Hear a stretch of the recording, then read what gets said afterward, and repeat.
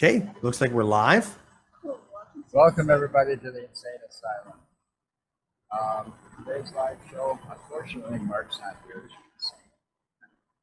We are, I hope I get this right. Mike Huberty, I'm having a little trouble hearing you, Joe. In the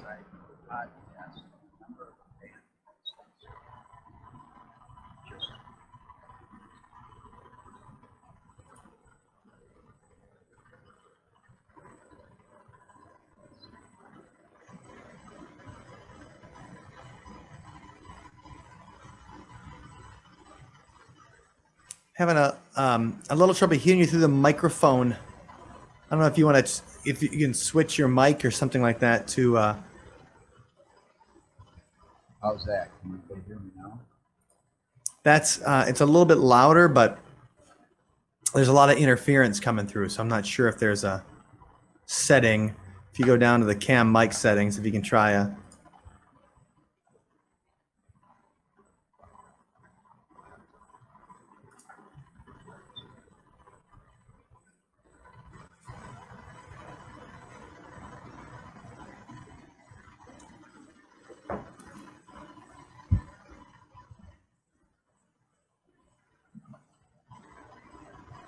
No worries.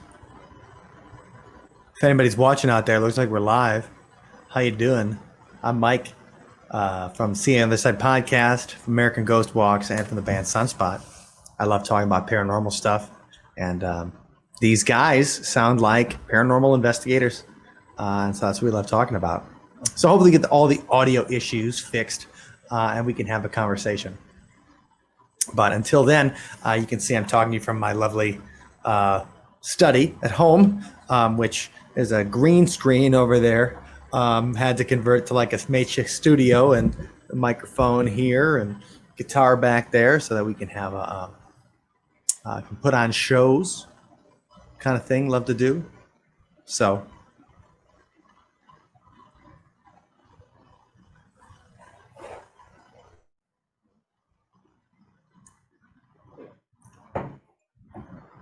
can you hear me any better?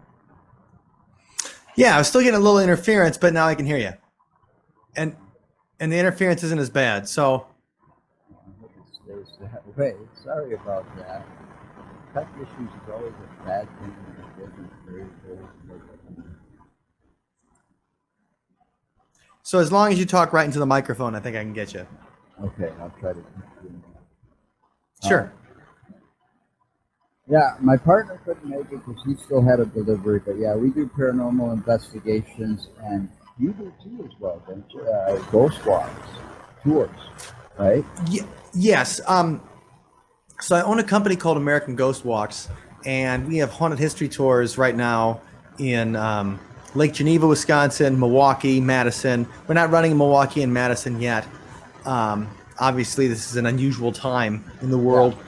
And so we're not, but Lake Geneva we've been running, Minneapolis and St. Paul we're holding off for a little bit, but Stillwater, Minnesota is going. So we've got currently 9 different cities where we run haunted history tours, mostly in Wisconsin, Minnesota, but we've expanded to Puerto Rico too. And that's just because I love writing ghost tours. My sister started the one in Milwaukee about 13 years ago, and then now we work together. So that she can focus on her like writing and researching, and she actually just finished researching a Hawaii tour, and hopefully we'll have a Maui tour coming up as soon as travel returns to Hawaii. Yeah, whenever that might be. Right, hopefully soon. Hopefully, I mean things are opening up slowly but surely, and so we'll just wait and see. And as soon as the states go up, then so are we. So. Your family was doing this first, though, right? Before you, like the investigating and ghost stories and all of that. Well, we were always into ghost stories growing up. So, whenever we'd see anything on TV as kids, like you didn't have paranormal reality television like you do now. I mean, obviously, you didn't have obviously the Travel Channel is the all paranormal channel now. Yeah, right. There's recent. We grew up in the Milwaukee area. In a town called Big Bend, Wisconsin, which is the way outer burbs or whatever, tiny town where most of the people, like nobody works there. Most people go to work in Waukesha or Milwaukee. And so, but we get the Chicago radio stations. And so I listened to WGN from Chicago. Every Halloween they would have Richard Crow. And he started ghost tourism kind of in Chicago. And he would talk about the investigations and finding legends and all that kind of thing. And so that kind of inspired us to be like, you know what, there's awesome stuff happening in Chicago. And we wanted to see what was the awesome stuff happening in the places where we were. And so that's what made it exciting. Yeah, I didn't have a lot of that growing up. I mean, we had 3 networks and Saturday morning cartoons, go outside and do that. Sure. You're going to have to talk right into the microphone because I'm still having trouble. It sounds very soft, and it's more interference than it is an actual thing there. Sorry. If there's I don't know what could happen. My computer could be just a little hot and causing issues. Okay, that sounds better now. Okay. So right there. So now I can hear you. All right, and there's a little less interference. Okay, cool. Great. So then you do this, and I've watched a couple episodes, and one that I really kind of like, and excuse me for the bad memory, but you're Wendy is your co-host of the See You on the Other Side podcast, right? From Sunspot? Yes. So Wendy and I and our guitar player Ben have been playing together since 1996. 1996 is when we started the band. It sounds real good. I like the music. Thank you. And a few years ago, we decided that we were going on tour and going to locations that had haunted stories anyway. And so something like, it's part of the way we bonded actually. Where Wendy and I, so Ben and I had gone to high school together. We were in the dorms when we came to a school in Madison here at the University of Wisconsin. And Ben knew Wendy through the Milwaukee Youth Symphony, and so she was staying in a different dorm, and they were friends, but then I became friends with her too. And we would sit there and tell each other like alien stories and talk about Coast to Coast AM and stuff like that in the dorm, and kind of bonded over that even before we were playing music together. And so having the podcast where we talk about these paranormal things is like a natural extension of what we were doing. The dorm room conversations that are fun when you're 20 years old, where you can talk about the big questions, right. What's out there? What happens to us when we die? What's the meaning of everything? Is there a higher power? Are there aliens messing with their life? Are there machinery elves? Is Terrence McKenna right about the people playing with it? Like all that kind of stuff. You're exploring bigger ideas, and it's fun to talk to other people about those things and then write music inspired by it. And so that's what we've been doing for now the past several years, and just having a great time, meeting people, playing at paranormal conventions. We've had a chance to play at paranormal conventions in like 5 or 6 different states, and like meet a whole new audience from the usual rock and roll audience that we'd meet in like our 20s, playing in dives and punk rock clubs and all that kind of stuff. It's a whole new kind of audience, and it's a lot of fun. Yeah, I bet it would be. Yeah, getting out and meeting. I mean, we went out last year. We met a couple of people, like other paranormal investigators. So where's your favorite place to investigate? Where do you guys like to go? I mean, you mentioned Sanitarium Hill in Madison. So what? That was one of our very first places because I kind of grew up sliding down that hill in the 70s and the 80s. All right, cool. In the winter time, because it's a big hill, you just had to be careful not to fly in Northport Drive. And it is a spooky place. And anybody out there, we're talking about this place in Madison that if you're not familiar with it, it's called Sanitarium Hill. It's actually one of the places you can still go to right now. That most places are closed going inside. Right, you can't go inside this building, though. No, but what I mean is as far as you can go to the park that surrounds it, the graveyard, all that kind of stuff. Right. You can go to all the property, it's public land. Yeah, and so what used to be the tuberculosis sanitarium. So we think about a sanatorium like kind of thing. It's not like crazy people were running Right. around. It wasn't a mental hospital. It was for TV. The mental hospital is Mendota Mental, and that's where Ed Gein went.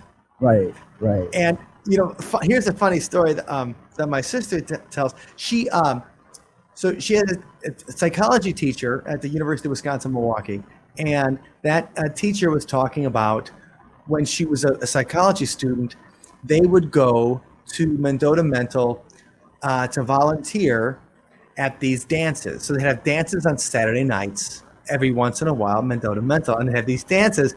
And she goes, there was this old guy I used to dance with, and he was the most polite person in the world, and we would just have a dance together. And then he'd say, thank you very much. Very gentlemanly, very gentle. And then she found out that she was slow dancing with Ed Gein. Yeah, well, see, when all that went on, though, in Plainsfield, nobody had a clue what he was doing until he got caught. Right. I don't think there was ever an exact body count of graves that he robbed, and I don't think they ever determined exactly the extent of his crimes over the years. Well, and the thing is, okay, now I'm not defending Ed Gein here, please. But he's the inspiration behind the Norman Bates character in Robert Bloch. And Robert Bloch was living in Milwaukee, so he's a Milwaukee author. Writes the book. Psycho becomes the movie, which then becomes a sensation, obviously, in 1960. And the Norman Bates character goes on. I mean, he's just like a Psycho 2, Psycho 3. He's a mass murderer in all these movies. Now, Ed Gein killed a couple people, so obviously he's a sicko and all those kind of things, and dug up the bodies and the weird nipple belts, and his Slayer wrote a song about him called Dead Skin Mask, where they have like a child's voice say, "Oh, Mr. Gein," he wasn't a child killer. I mean, he still was a killer, still was crazy, still dug up bodies and things like that. But I think the shocking thing about Ed Gein's crimes weren't necessarily that he was so prolific in murder, but that they were just so far out there. The skinning the bodies he's then the woman's suit that they said he was trying to make, right? The skin of the bodies and then go into sewing it together. That's the inspiration behind Buffalo Bill in The Silence of the Lambs. So Ed Gein is the gift that keeps on giving. He was also the inspiration apparently behind Leatherface in Texas Chainsaw Massacre. Oh, yeah. Mistaken. Sure, no, absolutely. Toby Hooper himself, Toby Hooper is an interesting character because he goes, Texas Chainsaw Massacre makes him into like a celebrity director, goes out, he's working on Poltergeist, and the idea of people still have these legends about Poltergeist, that was a cursed set. And the people who worked on it. Because the little girl passed away. Yes. But Toby Hooper is another interesting kind of director that he'd worked on these different haunted sets and stuff. And but anyway, Ed Gein, you can still visit his grave in Plainfield. I think I haven't visited his grave. I've been to Plainfield a bunch. I haven't gone on any dark tourism in Plainfield, but I'd like to eventually. Yeah, I heard they don't necessarily talk too much about them. Of course, it's a town. A small town. Who's going to be like, our most famous resident was Ed Gein? Like, they don't, in the late 1980s, Married with Children had an episode where they go to Florida, and they go to this tiny town in Florida. If you guys remember Married with Children, it was Al Bundy and Peg Bundy, and it was a silly thing. So they go to this small town in Florida, and it's this 2-part murder mystery episode. I remember that. Right. Right. And so there's such a small town, and then they find out that the serial killer in this small town is also their local celebrity, because they say it was the man who met Andy Griffith. And the sheriff at the end, when he's going to pick up, when he's going to take the guy to jail, he's like, "Oh, this town's only got 2 things. It's got a serial killer and the man who met Andy Griffith." He's like, we can lose one, but we'll be damned if we're going to lose both. Right. Right. So just, silly things that, these inspirations. But, I really like talking to people about the real life inspirations behind movies and films and stuff. I find that really fascinating because the ideas and even you find out that Wes Craven had read an article in the New York Times about these Southeast Asia. So the Hmong people came over because the Hmong were on the U.S. side in Vietnam, and once the South Vietnamese lost the war to the North Vietnamese, we had to bring over a ton of Hmong to the U.S. because otherwise the North Vietnamese were going to kill them for siding with the U.S. And they were a cultural group inside of Vietnam. And so there was, one of the big resettlement places was Fort McCoy in Wisconsin. And so that means so La Crosse, Wisconsin right now has a huge Hmong population. Madison is a fairly large Hmong population. Twin Cities have a huge amount of Hmong. But so do some of the other relocation places were in Southern California. And what was happening were these Hmong, young, healthy men were dying in the middle of the night. And they couldn't figure out, like, it's like they died, like they were having a dream, and they died like from a nightmare. And they were trying to figure out why young, healthy men were having this kind of a sudden, they call it like sudden nocturnal death syndrome. Sudden, unexpected nocturnal death syndrome. And so he wrote about it in the New York Times. And then Wes Craven read that. And then he put it into his hopper for later. He's like, that's really, and that became Nightmare on Elm Street. And, this real life inspiration. And so, but the Hmong people, they, one of the superstitions, like, because they've been in this Southeast Asia and they had a connection to the land for so long, when they had relocated to the United States, they couldn't properly do their rituals. Like they were, a lot of it was in dormitories, staying at a place like Fort McCoy.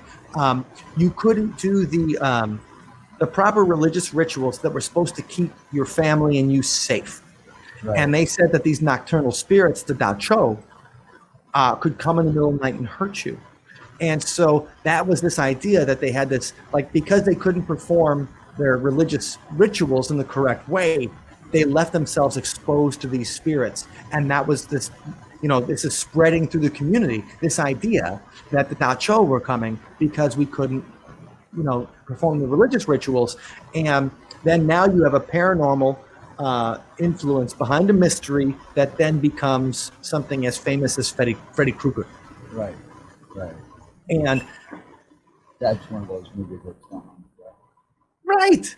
And that's the kind of stuff that I really enjoy exploring, because it gives us all these kind of connections between cultures, between fiction and then between reality. And that's the kind of stuff that we like to talk about on the show and then write songs about, because it's great fodder. The paranormal is great fodder for making art and music and all that kind of thing. And so you grew up in Madison. Well, I grew up, in Madison, Oregon, Wisconsin, of course. Right on. Yeah, pretty much Madison. And so when I'm in, since we run a ghost walk in Madison, and we do one on campus, as well as the Capitol Square and State Street kind of area. Right. So, so you have the stories about the Sanitarium Hill. What other places, like growing up, did you have an interest in this kind of stuff where you were like, what people would talk about certain places, and then you'd be like, we got to go check them out? When I was growing up, one of the places, I lived right across from Forest Hill Cemetery, and there was always strange things going on over there when we were kids, because we go play like ghost in the graveyard. So, Forest Hill is the place on Speedway, right? Speedway Road. I didn't live. I spent most of my younger days right across the street. My family owned a good portion of that land, and then Crouchblow, it's now Press Funeral Home. Yes. Fauci, it used to be Fauci's many years ago. They bought the rest of the land from my great-great-grandfather or something like that. Okay. So there And used to be that's also right near. So people who are wondering where it is, that's also right near Madison West High School. right, right. It's not too. It's a big cemetery. It's supposedly the oldest one there.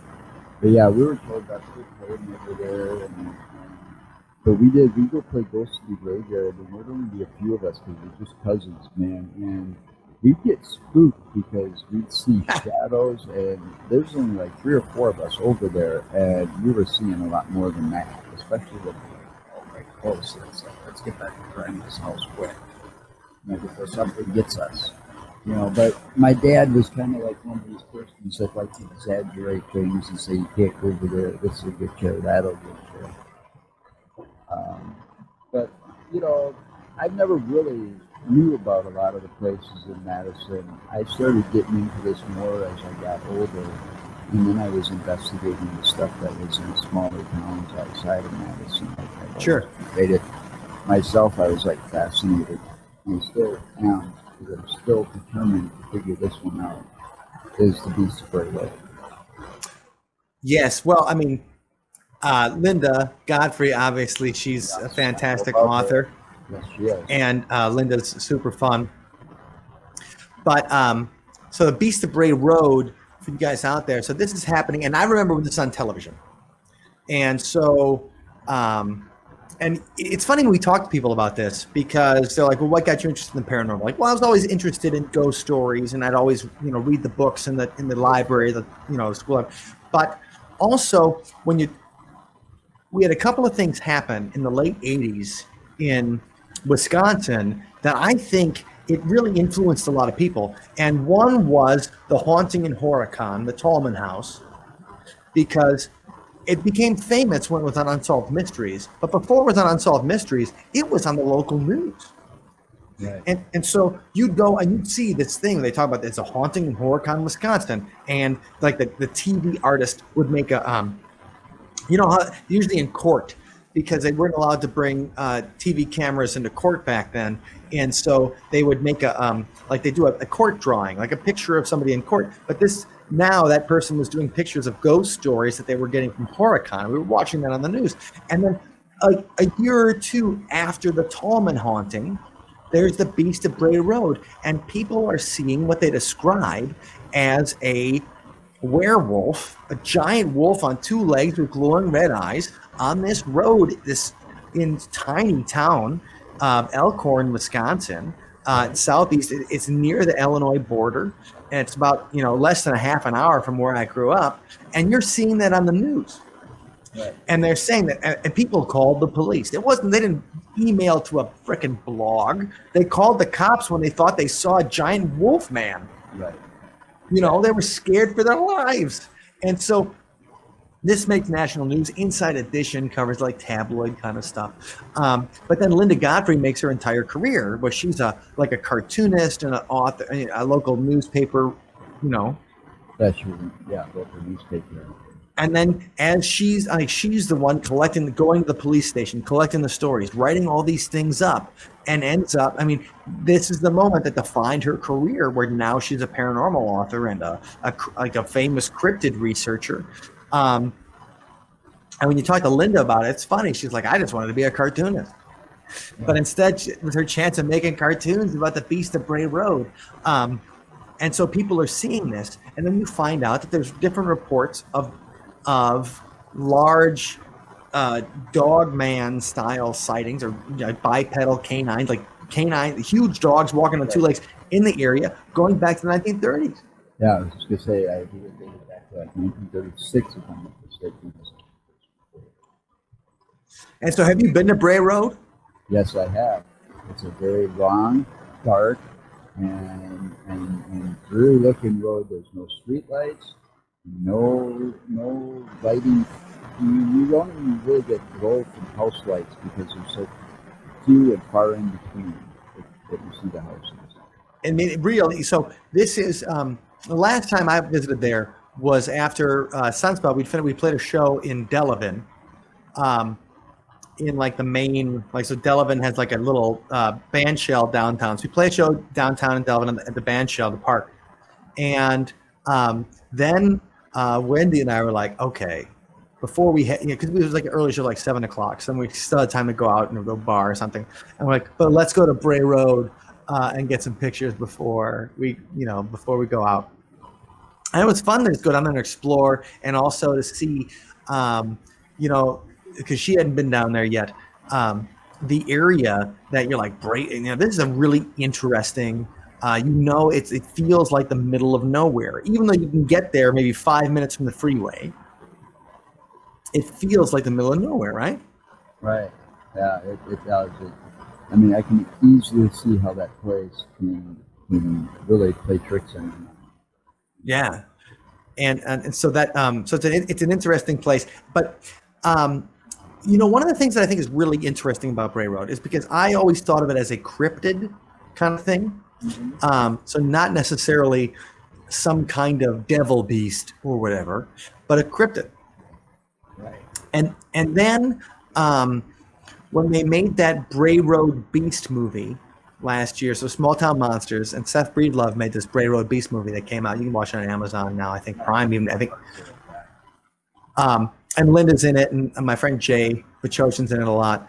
But they talk about, it's this idea that maybe the Beast of Bray Road wasn't just some kind of weird animal or a dog or a wolf that could walk on two legs, but that it might be some kind of creature brought forth, that's some kind of, and like Native American whatever. Right.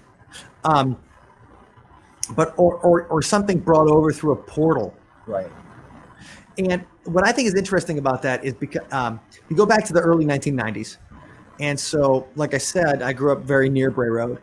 And in this town called Mukwonago, which is where I went to high school, in Mukwonago, we had a place called the Rainbow Springs Hotel. And Rainbow Springs Hotel never opened. It was built in the 1960s, and it was supposed to be like a resort. It had a golf course. The golf course eventually opened. But they built this giant hotel, a beautiful place, and the developer ended up running out of money, and he killed himself. Absolutely. And so then you have this property developed. This hotel is never completed, never opened. But the hotel's still up there, and the land is still there. So they opened a golf course, and they used to run a haunted house, like the local charity, JC's, would run a haunted house every Halloween out of the hotel. But the thing is, the people who worked at the haunted house said, it's not just a haunted house. This hotel is really haunted. And they would talk about the unusual experiences they would have inside the Rainbow Springs Hotel. It'd be shadow people. It'd be touched. It'd be, people would just be terrified and have these weird experiences. They were already working in a haunted house, but there was a haunted house instead of real haunted house. And so in the early 90s, I knew a guy who worked at the golf course, and he's like, I can get you in the hotel. And in the middle of winter, he gets us, me and another guy, into the hotel, and we do like a tour of it. And it's amazing. Like, you walk into these rooms where you see the coaxial cable sticking out of the wall. And like, there's a bed, there's a chair, there's everything that should be a hotel. There's the telephone wire, everything. Sorry, I just bumped my mic. But so you see this place, and it's amazing, and it's fascinating, and it's like Life After People, if you remember that show, because it's wintertime, so snow has gotten in through some of the broken windows. You go into a place that was supposed to be a ballroom, and it's full of snow. And then you're seeing this ballroom that's full of snow, and it just looks like this abandoned post-apocalyptic thing that you're walking into. We walk into one room, and there's somebody drew a pentagram on the floor in chalk. and killed a chicken. Like there is a chicken body, like chicken guts and head and everything on the floor. And so you walk into a room and actually see that someone had done a animal sacrifice in this room. And we see this, that freaks us out a little bit. I just thought, I didn't think it was haunted at all. I wanted to see ghosts. I thought, man, these are kids that listen to too many, and I was a big Ozzy fan. I've seen Ozzy like 6 times. But I was like, man, these are kids that seen too many Ozzy, that like heavy metal too much or whatever, and take Shout at the Devil for real. And they did that's silly. And I think it's ridiculous. And then we hear something like a sound in the other room, and then we turn our flashlights off, and then we're stuck in the ritual room for a few minutes. We're like, oh, what if they're still here? Because the blood's still on the floor. So somebody else was in the hotel that night. Okay, so we're like hiding, and then eventually the police come by, and then we're hiding from the police and hiding from whoever did the sacrifice. But I didn't think it was paranormal. I just thought it was natural. Skip to a year later.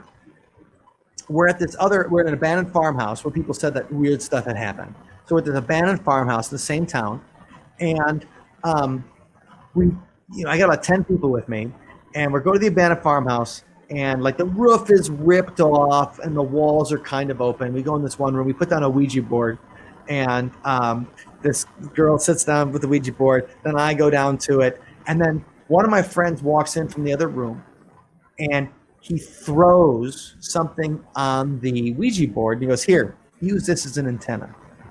I'm like, what are you talking about? It's a bone, because there are animal bones shoved in the wall of this place. Now, I'm thinking, this whole time, I don't think any of this is paranormal. I'm like, whatever. Like, kids are bored. Farm kids are bored. And what are they doing? Farm kids are bored. They're doing stupid stuff. And then when I watch the Beast of Bray Road thing, you hear about the animal control officer in Walworth County, which is just, we were in Waukesha County. So it's one county over. Right. The animal control officer talks about all the animal like sacrifices he had seen right before the Beast of Bray Road. And here I am 15 miles away and seeing animal sacrifices that I didn't think were paranormal at all. But I'm just like, it made me look at those things in a new light of the experiences we had in Mukwonago, that, okay, someone was performing animal sacrifices there. And I thought it was kids being stupid, but maybe not. The Satanic Panic is real. I always thought it was a lie. You never know. I mean, I've been a skeptic of a lot of things. So when we went to this private home investigation, and we couldn't explain half the shit that happened there. And we still can't explain some of it. There was this old shed. It's a 95-year-old house in Grafton. Okay. And there was this old shed out back. My wife took like 2 quick pictures of it. While we were downstairs in the basement. And next thing you know, there's one picture's clear, the other one's got a ghost. People see things in the windows. But when we actually went inside the shed and investigated it, and the owner didn't know anything about anything else except that there was a few writings on it. But what I noticed first was that there was a fire in that shed. So something did happen there at some point, because the window was clearly covered with smoke, and that was fire damage. But to see the smoke before we even went in to find out that there was a fire there, we had no idea there was a fire inside that shed. But then that picture shows smoke, and it's coming out from the bottom of the door. Nobody was drilling, and nobody was burning leaves or anything down the door to cause smoke, and nobody was smoking cigarettes. Oh man, that's pretty cool. Well, that fire kind of thing, that makes me think about the Newhall House in Milwaukee, which is now the Hilton Garden Inn, and you can still see the fire damage on the side of the building from a fire that happened in 1883. Wow. And it's still, At the time, it was the worst hotel fire in American history. Like with how many people died? Like 72 people died. General Tom Thumb was there. One of P.T. Barnum's, like the dwarf, he was there. Like, and they saved him. You know, like he jumped out into a net or whatever. But a lot of people died in this horrible fire. And eventually the Newhall House was rebuilt. It's a hotel for a while. Now it's Hilton Garden Inn. And there's a particular room where people have had experiences. And one night, Allison, my sister, and I, and her husband Scott, we all go stay in the room. It's like a more of a suite type room, so it's a little bigger. And we stayed on an off night, so we didn't pay an outrageous price to downtown Milwaukee.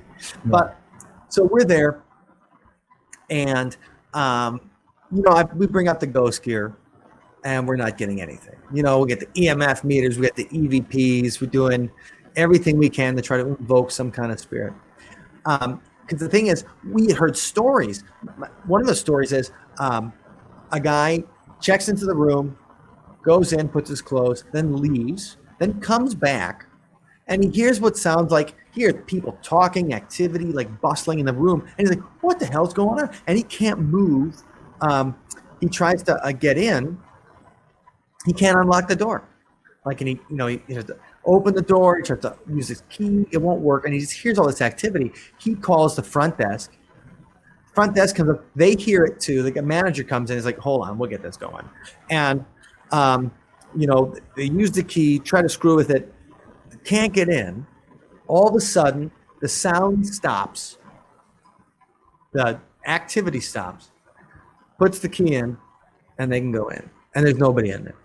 This guy's thinking there's a party in his room. They're saying we're gonna have to call the police because you're in somebody's room, and there's nobody in the room. And the video footage, there's nobody going into the room or anything like that. But the manager heard that, the guy heard that, and we're like, we got to stay in that room. So we go stay in the room, and nothing's happening. In the middle of the night, not the middle of the night, but like midnight, I go down to the bar. And I'm talking to the bartender, seeing if I can get any kind of stories or anything like that. Because that's the best stories you get aren't from the management, because the management's always going to give you the corporate bullshit line. Yeah, they want money. That's their job. It's not their job to tell you ghost stories. That's our job. It's their job to get people to stay at the hotel. I get it. Yeah. You know. That's where you can. Right. And so I told the bartender. The bartender's like, well, I haven't heard too much. And I'm like, okay. So then I just walk up to the front desk girl. And she's bored. There's nothing going on. You know, it's 1:00 in the morning. I'm just like, hey, we're staying in this room, blah, blah, blah. And I heard there's some ghost story. And she's like, yeah, that room especially. She's like, have you seen anything tonight? I'm like, no. She goes, most of the time people don't see anything. But she's like, a couple of months ago, I was working. And a woman came down and said there was like an animal in the closet. She could hear all this activity happening in the closet. So she was scared and came down and had us go up. We went up and checked. There was nothing there. So we said it must be just some kind of weird sounds, and we apologize. It's an old building. And then she's like, fine.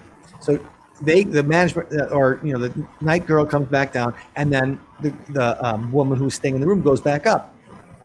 5 minutes later, they get a call again. She's like, there's too much activity in my room. Things are moving around. The sounds, like there's something in there. They go back up and check. Like the woman's now back downstairs. And then she's like, okay, you stay here. I'll go check. She goes, there's nothing when she goes to check. Comes back down and tells the woman, I'm sorry, we can't move you to another room. I went up there. I didn't see anything. We can't move you to another room because the place is full. So there's, the woman, instead of going back to the room, she slept on the couch in the lobby rather than go back to the room. And she still paid for a night. She still paid for a night and slept on the couch instead of going back to the room. That's how scared she was of it. And I'm like, where else? You're not going to get that story from the manager. Oh, yeah, we let people sleep in the lobby. But you're going to get it from the front desk girl who's like, let me tell you, like, I've seen some shit. Okay, that's the kind of stuff you want. And that's what makes it fun. The investigation, the talking to people, it's getting the stories from the people who are on the ground. It's talking to the cooks who work in the kitchen. It's talking to the waitresses and the bartenders and the people who don't. They're by themselves at night. Right. Oh, yeah. Oh, people that are closing the place up. Yeah. Who's closing up? Talk to the people who are closing up. I want to talk to them. Yeah. You know? Some of the best stories in Madison I got were from the guy who used to clean the Orpheum in the middle of the night. Like, so once the Orpheum closed, it was his job to go in there and clean the bathrooms, clean the projection booths.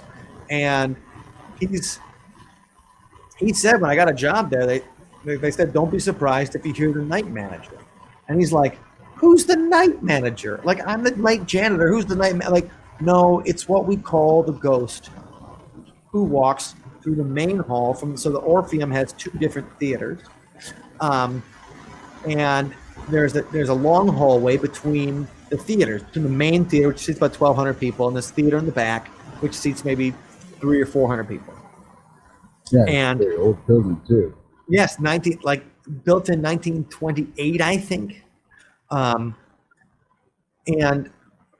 so he was going. They said, like, don't worry, you just hear the night manager come through, and then you'll hear the jingling of his keys, and you'll hear his footsteps, and don't worry, he's not going to bother you. He said the person that's going to bother you is the projectionist in the old movie booth. Like, what? So in the back theater, the projection booth, that's where he liked to clean the least, because that's where he nicknamed him Pete. He doesn't know if it actually was Pete. And the urban legend that went through the theater was that Pete had killed himself. That's all. He killed himself inside the projection booth, and that's why he was bothering him. But like, Pete would hide things on him. Pete would hide things on projectionists. Like, they'd be in there and they looked for the second reel of the movie. They couldn't find the second reel of the movie because Pete would hide it. Like, and they would never find it till the last minute or whatever. Like, he played tricks on him, and all those type of things.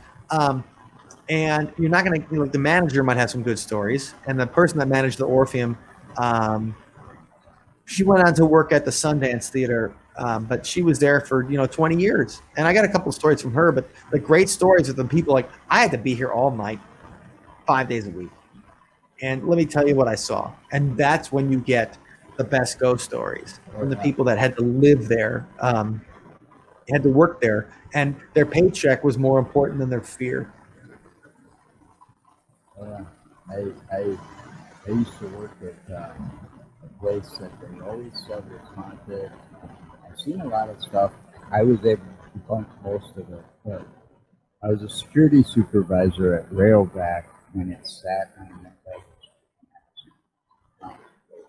sector, right where Winnebago and Milwaukee Street now. Okay. And that place was like built in like 1848 or something. 1800s. It was very old building, but it was like a farmhouse. It was all opened up. So you had this barn that went this way. All the doors were open, and you'd have all kinds of things: squirrels, possums, all kinds of stuff running around in the rafters, bats all over the place. Right. I was a supervisor. I had to hire people to work there as security at this one gal determined to work there. I'm sitting there in bed, and I live right across the street. 3 o'clock in the morning, she starts crawling, screaming and crying and freaking out, saying there's this ghost. She swears he's a ghost of Railback, and he's dressed in a Confederate soldier uniform, and he's got her cornered in the back. And I'm like, okay, I'll be right there. So I had to get up out of bed at 3 o'clock in the morning. Now, mind you, I forgot, and I didn't think about it. I had a camouflage type t-shirt on. I just put down my jeans, and I had my own key to the place because I was security supervisor. So I walked right in there, and I found her, and she freaked out even more because she thought I was the ghost at first. But I used to hear people saying that they heard noises, but I was always able to debunk the noises because I tell you what, I did piss my pants in that place, and I don't admit that too often, but I was walking. It was 3 o'clock in the morning. I'm walking through one of the buildings that's wide open to the outside, and as I'm walking through, this fucking squirrel comes off the rafter and jumps right on my back. A squirrel? A squirrel. Yeah, it came out of the rafters. Something must have startled him up there, and he just boom, jumped right down onto my back and then ran out the door. And it's like, dude, I freaked. I saw him go too, and it's like, you son of a bitch. That's well. I mean, things like debunking. I think is an important part. But there was always stories about some kind of veteran soldier ghost going on, and I don't know if that was the employees just screwing with people that worked there, or if it was actually true. I never was able. I wasn't into the paranormal then. I was too much involved in the security work that I was doing. Sure. Look into it much, and by the time I got to look into it, Railback's gone. Right. Well, Wisconsin. I mean, we do have at Camp Randall there, and so I haven't heard of a particular Confederate ghost in that area now, in Winnebago and Milwaukee, which is, I mean, I don't even know what four blocks or whatever from where I am right now. But because I'm on right off Atwood, but we do have Confederate ghosts in Madison. So you're talking about Forest Hill Cemetery. Forest Hill Cemetery had Confederate rest, right, which is the northernmost Confederate cemetery in the United States. So Wisconsin was part of the Union, right? The part of the northern part of the, and then there was no Civil War battles fought in Wisconsin. Why do we have a Confederate cemetery? Because at Camp Randall, which Camp Randall now, it has the stadium and it hosts the Badger games. If it's 80,000 people and it's always sold out. I mean, we'll see what happens with Badger games in the future. But last year, there's 80,000 screaming people at Camp Randall. People see Confederate soldiers at Camp Randall because it was the northernmost prisoner of war camp during the Civil War. I did not know that. And so, Madison, I did not know that. Yeah, so Camp Randall was it was a military outfit back in 1860s. Wisconsin became a state in 1848. And Madison wasn't the original capital. Belmont, Wisconsin was the original capital. And then so this is like all while they're building the capital in Madison. And then Camp Randall, before it was a big stadium, was a military encampment, and that's where they kept the Confederate soldiers.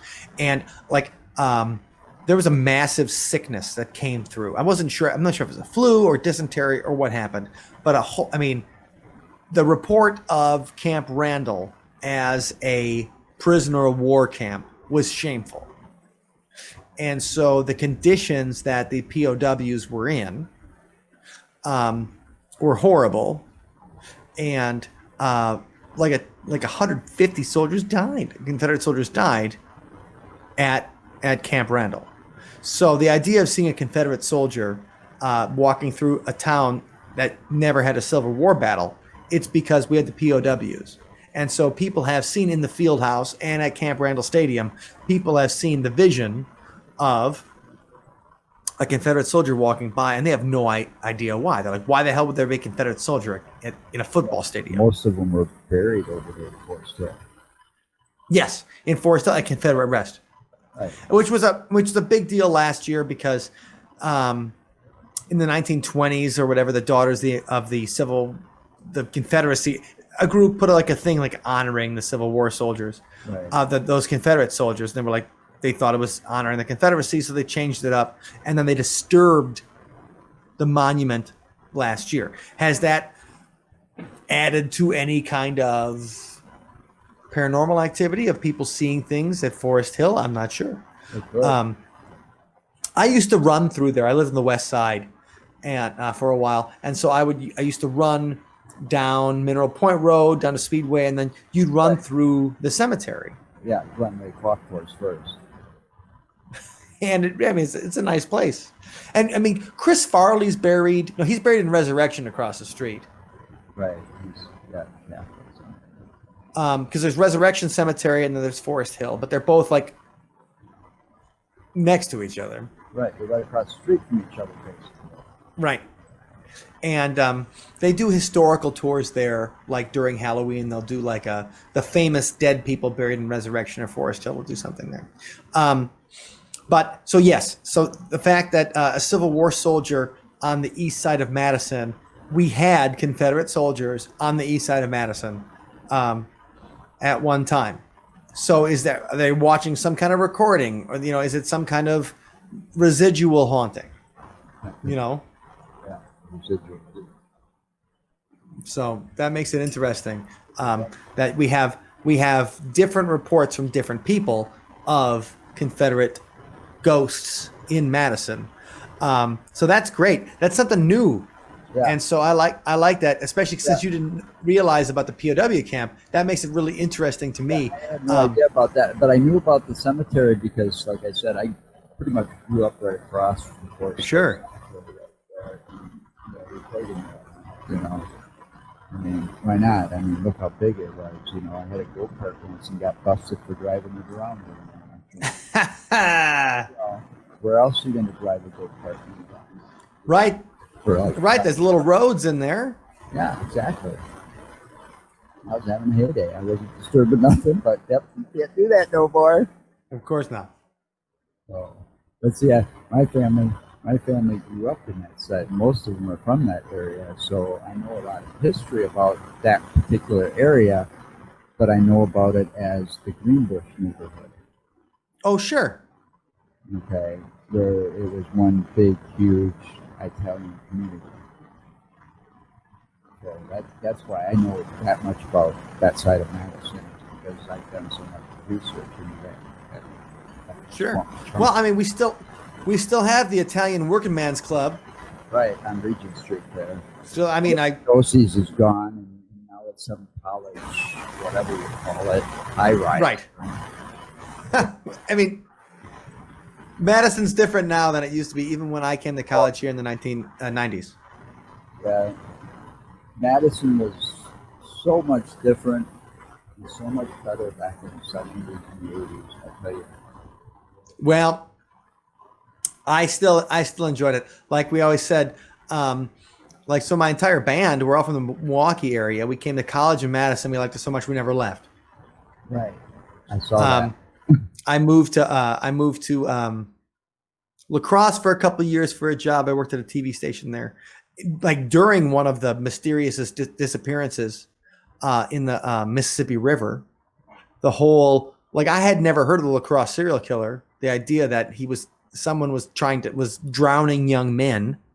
My mother had known about it because she knew I liked the party, and so she's like, or just drink or whatever, because I'm in a band, I'm a musician. You have a few beers, but she's like, be careful in La Crosse because someone's killing young men. And I moved there when I was 23, and so I was only there for a couple of years, and then I moved to Minneapolis for a couple of years too. But then something draws me back to Madison, and it's a beautiful place with a fascinating history and great places for ghost investigations. Places like the Orpheum, the Majestic. Speaking of Madison, I think I told this story to someone the other day because they were wondering what kind of ghost stories I really like, or what's my favorite. And I'm like, I don't know if I have any favorite ghost stories because I love them all, but they're the ones that connect with different people who maybe aren't interested in this kind of thing or who aren't researched. When you find similar kind of stories between people, like you said, like you didn't realize there's a POW camp, but there's a Confederate soldier. Okay, now that connects to a different ghost story I heard. I was talking to somebody about the Majestic Theater, and this was at a music conference. We're in Chicago, a few years back. And so this girl she was an intern at the Majestic, and she was like helping design their posters for shows and stuff. And we're hanging out at the music conference and having a beer or something. And she goes, okay, I heard somebody here told me you like ghost stories. And I'm like, well, yeah, I like ghost stories. And this is before we had the podcast or everything. So I just had kind of going around that I like ghost stories. And so she goes, what do you know about the Majestic Theater? Now, the Majestic Theater, I've done a bunch of research on, and we have it it's featured on our Madison tour. And the Majestic Theater built in 1907. I know that's one. I know that was another old one. Yeah, I knew that. Yeah, super old. And it was, a vaudeville theater back before movies, and then they featured movies. Then like it becomes like a porn theater for a while, which is weird because it's so close to the Capitol. But I mean, Times Square in New York, man, if you go to Times Square in New York, like when I went in the 80s, is not like the family friendly Times Square you get today when you go. And so, and then in the 90s, when I come to college, they have Rocky Horror there. And so Saturday nights, you go see Rocky Horror at the Majestic. It was awesome. And now it's a music venue. It was a club for a while. And so anyway, but she's asking me about it. And first of all, I think that one of the most interesting stories I heard about the Majestic isn't just about the weird person that people see in the balcony. It's the guy that used to stage manage the Rocky Horror Picture Show was willing to like do an interview and talk about what he saw. And he said that they always thought it was the ghost of the green room. When they would get prepared and they get dressed and everything like that, like the ghost would mess with the girls, play with their hair, whisper in their ear, tickle them. All these kind of things where the girls were bothered by the ghost and didn't usually bother the guys. And he said the last night of Rocky Horror, which was maybe 99, 2000, I can't remember. He said he's walking out of the green room as everybody's on stage already. He's the last one to leave, but turn off the light. And he feels a whisper in his ear. Good luck with this show. And he's like, that's it. I didn't go back in there after that. But he told me the stories about what the girls had experienced. And so when I asked this intern, I'm like, okay, so what have you experienced? Or what do you know about the Majestic? She goes, well, I can tell you, I don't like going to the girls' restroom because in the girls' restroom, I feel like something's watching me. I feel like I'm alone. The girls' restroom makes me feel uncomfortable. It definitely makes me feel like it's haunted. And I'm just thinking that's funny because when they redid the Majestic as a music venue, the old dressing room, which was under the stage, became the girls' bathroom. So you get something 20 years apart, maybe not 20, like 16 years apart. You get someone in the exact same place, a girl experiencing uncomfortableness at some kind of ghost that's playing with the girls in the bathroom in the exact same place that 15 years before the girls had that kind of experience in the green room before the Rocky Horror shows. And that's my favorite kind of story because you get two people from different time zones, different frameworks, everything, periods, where the exact same place, they have similar types of experiences. That is interesting to me because she didn't go in expecting, she heard about the ghost in the balcony. She didn't know about the ghost in the girls' room. And that makes it really interesting to me. Yeah, it does when you find things out that you don't know. I'm still learning. We just started this last year, so we're still learning. But, like I said, that private house thing, that place got freaked me out. We saw orbs on some of the footage. We had a raid in an attic that moved for I think it was 16 weeks nonstop. We had a camera up there while we were in the rest of the house. And nobody was up there. There was no room, nothing. That attic. But this thing with this big ass weight just kept swinging back and forth. And sometimes it was at speed. And it's those little things, right? It's the stuff that you can't explain that makes it all worthwhile. Oh yeah.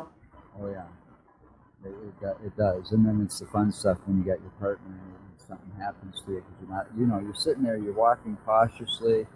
Sanatorium Hill, for example. I was walking cautiously, and you're walking through, and it's not too far from Cherokee Marsh. No. It's called Cherokee Marsh, yeah. I get the marshes a little confused sometimes where they are. Cherokee Marshes are too far from the sanatorium. So we're walking through there, and all of a sudden, me, not really paying too much attention to what's down by my feet, almost stumbled upon a deer, and the thing gets up and startles the hell out of me, and they never left. So that made it for a fun night, even though we didn't see anything. That alone just made it. Yeah, it's a cool experience. The rest of them just couldn't let me leave it down because I'm the one that got spooked. Sure.